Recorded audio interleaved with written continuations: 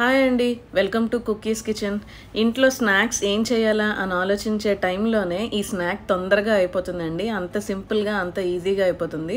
ఇంట్లో బంగాళదుంపలు ఉంటే చాలు, మీకు చక్కగా ఈజీగా చేసేసుకోవచ్చు. ఒక 10 నిమిషాల్లో మీ పిల్లలు బంగాళదుంపలు ఎక్కువ ఇంట్రెస్టింగ్గా తినేటట్టు అయితే చాలా ఈజీగా మీకు కూడా సులువుగా అయిపోతుంది. ఎలాగో చూసేద్దామా? ముందుగా మనం పెద్ద సైజ్ బంగాళదుంపలు తీసుకోవాలండి. ఇదిగోండి చూడండి, ఇలా పెద్ద సైజ్ తీసుకుంటే మనకు తర్వాత స్నాక్ చాలా ఈజీగా, లేదా టెక్స్చర్ కూడా బాగా వస్తుంది.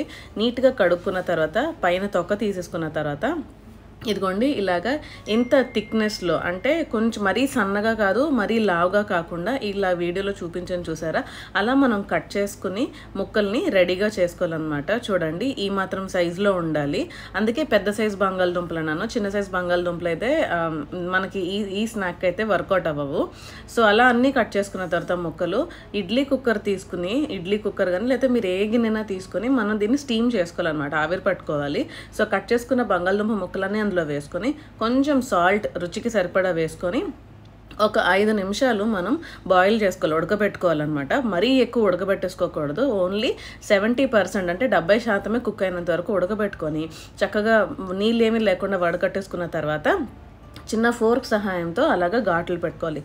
తర్వాత 2 టేబుల్ స్పూన్లు కార్న్ఫ్లోర్, 2.5 టేబుల్ స్పూన్లు మైదా, ఉప్పు రుచికి సరిపడా వేసుకొని బాగా కలుపుకోవాలి. ఇలా కలుపుకున్న తర్వాత ఏదైతే మనం ఫోర్క్తో బంగాళదుంపలకి చక్కగా మధ్యలో ఘాట్లు పెట్టుకున్నామో ఆ బంగాళదుంపలు అన్నీ ఇలా ఈ కార్న్ఫ్లోర్ మైదా మిక్చర్లో వేసుకొని బాగా అన్ని వైపులు అంటుకునేటట్టు కోట్ చేసుకోవాలి.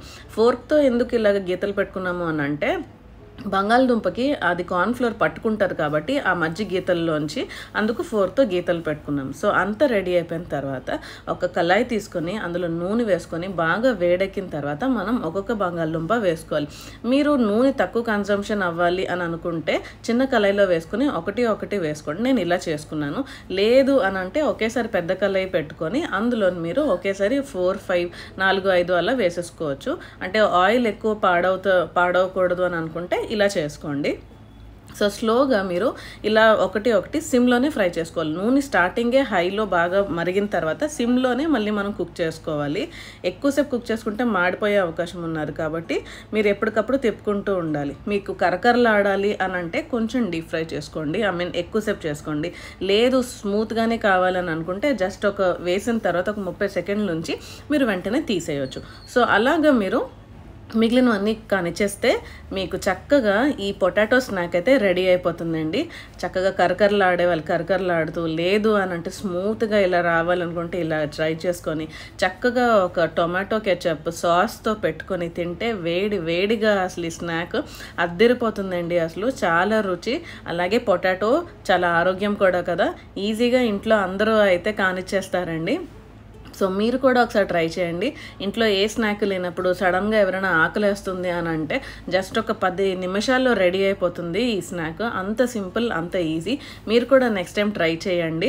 ఎలా వచ్చిందో కామెంట్ సెక్షన్లో తెలియచేయండి. అలాగే ఛానల్ సబ్స్క్రైబ్ చేసుకోవడం మర్చిపోకండి. Please like, share and comment.